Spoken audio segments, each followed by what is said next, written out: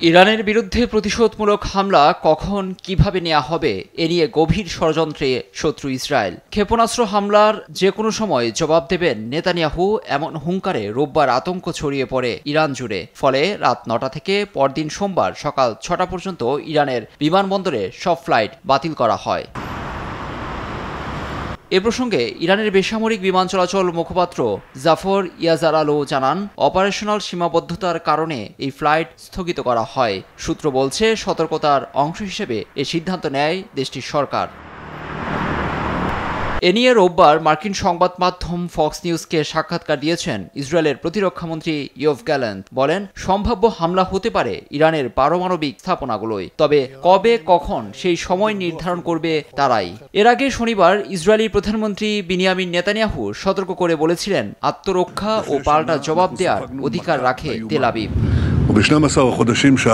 এসব হুমকি ধামকি প্রসঙ্গে সতর্ক করেছেন সাবেক মার্কিন প্রতিরক্ষা মন্ত্রী ও সিআইএ প্রধান লিওন পেনেটা। ৭০ বছর বয়সী এই সাবেক কর্মকর্তার মতে, ইসরায়েল যদি ইরানে পাল্টা হামলা চালায়, সেক্ষেত্রে নতুন বাস্তবতার সামনে দাঁড়াবে মধ্যপ্রাচ্য। শুরু হবে নতুন এক যুদ্ধ। সব পক্ষ থেকেই হুমকি ধামকি শোনা যাচ্ছে।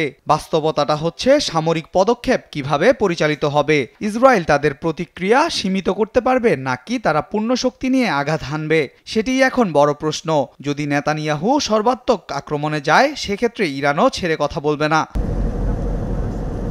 তেলক্ষেত্র, জ্বালানি এবং পারমাণবিক স্থাপনায় হামলা চালাতে পারে ইসরায়েল। এমন ভুল করলে চড়া মাশুল দিতে হবে তেল আবিবকে, হুঙ্কার দিয়েছেন ইরানের সর্বোচ্চ ধর্মীয় নেতা আয়াতুল্লাহ খামেনি।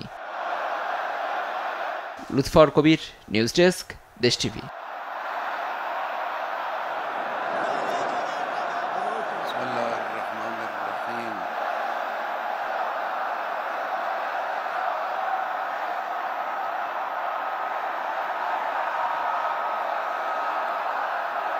خیلی ممنون، خیلی متشکر.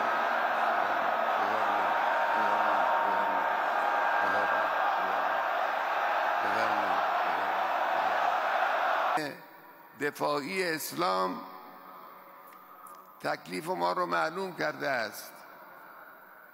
هم احکام دفاعی اسلام، هم قانون اساسی خودمون.